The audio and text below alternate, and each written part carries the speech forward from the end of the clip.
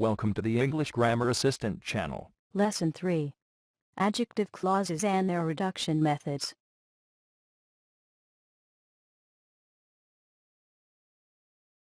The building block of the English sentence is called clause. There are two clause types. The main clause, also called the independent clause.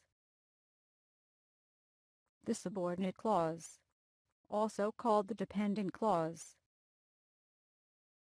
The main clause consists primarily of subject and verb as main parts, and it can be formed according to one of the 17 different configurations we described in the previous video. It must also express a complete idea.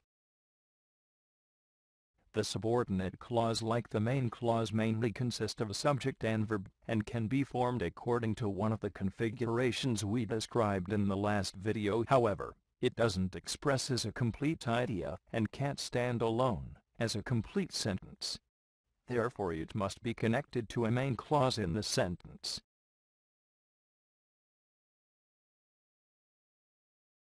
The complex English sentence consists of a main clause connected to a subordinate clause through a connector, also called marker.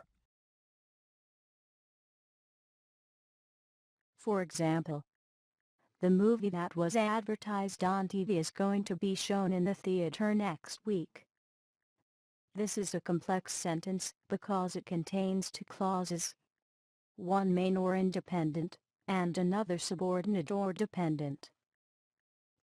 Each of the two clauses has its subject and verb, and this is the way with which we distinguish a complex sentence from a simple sentence which only contains one subject and one main verb.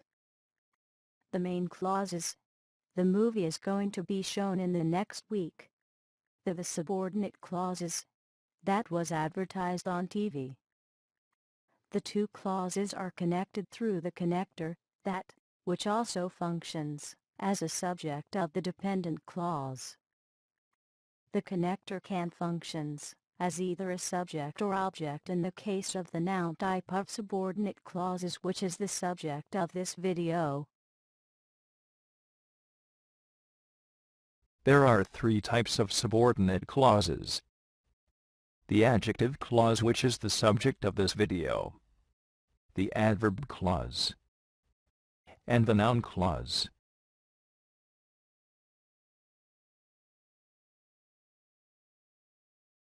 The adjective clause is also called relative clause. It comes after a noun to describe it. The information that it gives about the noun that it follows are either essential, and in this case the clause is called defining relative clause, or additional, and in this case the clause is called non-defining relative clause.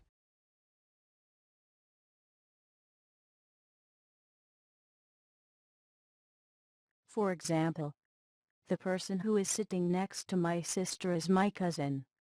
The clause who is sitting next to my sister is the adjective clause in this sentence, and it's connected to the main clause with the connector, who. The adjective clause here is relative defining clause, because it defines and determines which person a speaker means. If we eliminate the adjective clause, for example, and keep the main clause, the sentence will be like this: the person is my cousin. This sentence has complete idea. However, which person a speaker means is unclear. Therefore, the adjective clause in this case is necessary for defining, specifying the noun, and making it clear for the listener. Note in this case that the subject of the adjective clause is the connector, who itself, and is called relative pronoun. The connectors of the adjective clauses, beside their function as connectors, they also function as either subjects or objects of the adjective clauses.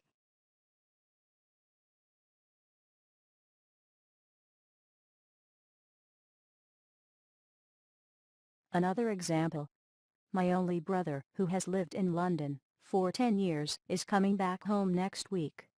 The clause, who has lived in London for 10 years, is the adjective clause in this sentence, and it's connected to the main clause with the connector, who. The adjective clause here is relative non-defining clause, because the speaker's brother is defined person to the listener, and the adjective clause just gives extra information about it. If we eliminate the adjective clause, for example, and keep the main clause, this sentence will be like this. My only brother is coming back home next week. This sentence has complete idea, and the noun, brother, that the adjective clause is describing is well known to the listener and clearly defined. Therefore the function of the adjective clause here is just to describe the defined noun more. Note: also in this case the subject of the adjective clause is the connector, who, itself.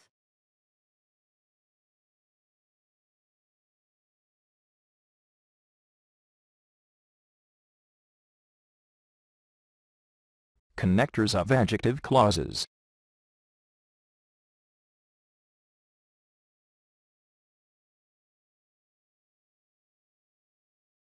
The relative pronouns who and whom. These two connectors follow persons' nouns. However, who can function as either the subject or object of the adjective clause, whereas whom can only function as the object of the adjective clause.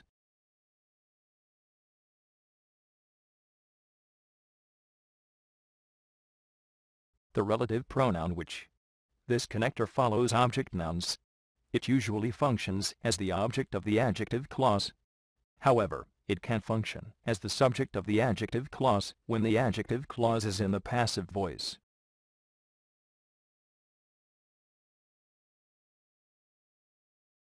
The relative pronoun that.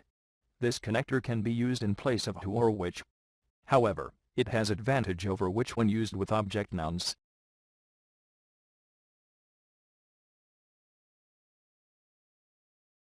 The relative pronoun whose. This connector is used with possession to mean of who or of which.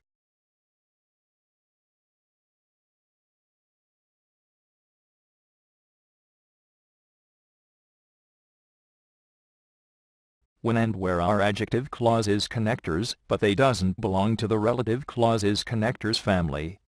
When is used with adjective clauses that describe time, and where is used with adjective clauses that describe place or position. Let's take these examples for illustration. The director who was just appointed soon wants to change the company's policy. The connector in this example could be who, or that because the head noun, the director, that the adjective clause follows is a person, and the connector acts as a subject for the adjective clause. I apologize to my classmate, who I daunted yesterday. The connector in this example could be who, or whom, because the head noun, my classmate, that the adjective clause follows is a person, and the connector acts as an object for the adjective clause. The seed that / which I planted in our garden has grown into a seedling. The connector in this example could be that, or which, because the head noun, the seed, that the adjective clause follows is an object regardless of the function of the connector as either a subject or object. The traffic officer ticketed the woman whose car was parked wrong. The connector in this example is the possessive pronoun, whose, because the subject, the car, of the adjective clause is a property of the head noun, the woman. I scarcely finished the exam at the moment when the bell rang.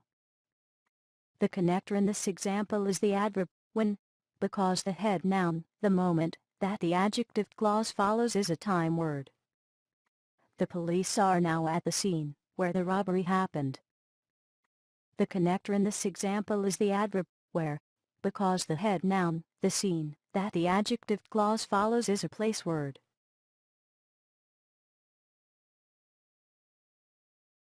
English speakers tend to shorten the adjective clauses either by removing the relative pronoun, the connector, or by reducing the clause's words. The factor that determines which way of shortening to be used is whether the relative pronoun is the object or subject of the adjective clause.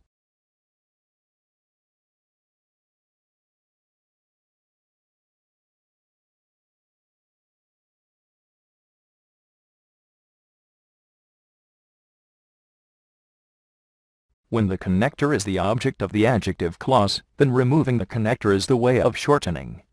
When the connector is the subject of the adjective clause, then reducing the adjective clause is the way of shortening.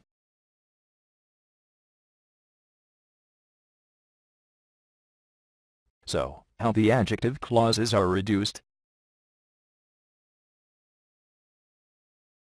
There are two ways to reduce adjective clauses.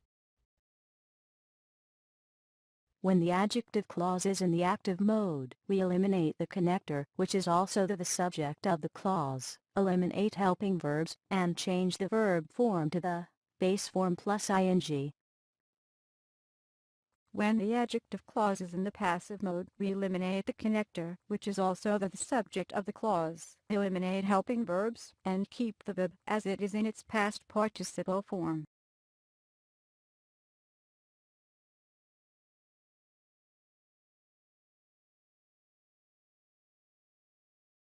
For example, we had a meeting with the company that designs the new amusement park of the city.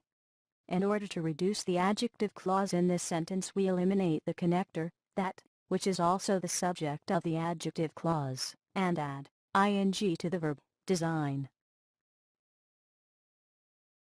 So, the new sentence becomes like this. We had a meeting with the company designing the new amusement park of the city.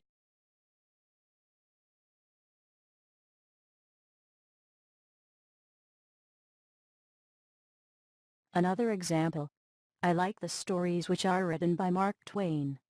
In order to reduce the adjective clause in this sentence, we eliminate the connector, which is also the subject of the adjective clause, and the helping verb, are, and keep the verb as it's with no change.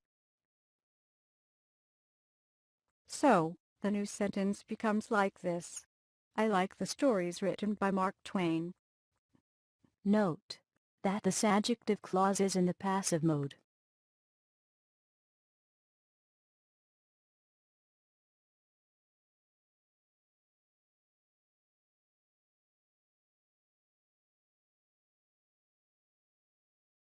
The adjective clause, in its complete form, can come anywhere in the sentence after the noun it describes. The adjective clause, in its reduced form, can precede the main clause. In this case, the adjective clause is describing the subject of the main clause. If this video was beneficial to you, please like, comment, and subscribe if interested to receive more material.